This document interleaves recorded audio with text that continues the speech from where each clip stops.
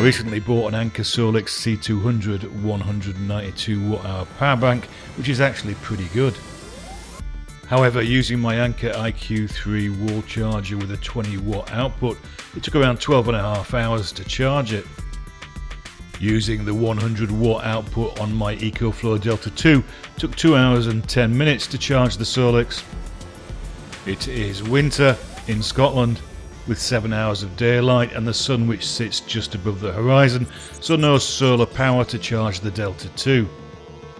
Time to buy a wall charger with enough watts to charge my bigger power banks, hence the purchase of the Anker 736. The charger is well made, robust and weighs in at 232 grams. It has two USB-C ports capable of outputting 100 watts and a USB-A port which can deliver 22.5 watts. When using multiple ports, the top USB-C port dominates. The unit comes with a 100 watt USB-C to C charging cable, which is handy. The 736 is apparently rammed with the latest charging tech, but nothing works like a live demonstration. I used the 736 to charge the Solix C200 from empty to 100%, which should mean the Solix batteries sucked in 192 watt-hours of capacity.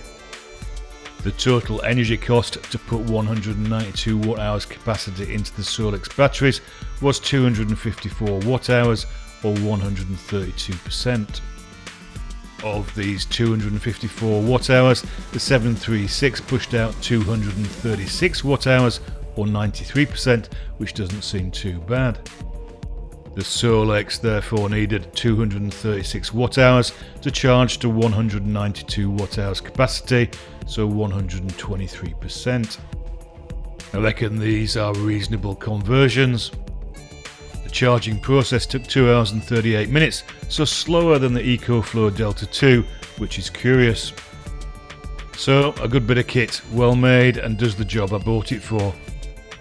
It's all good.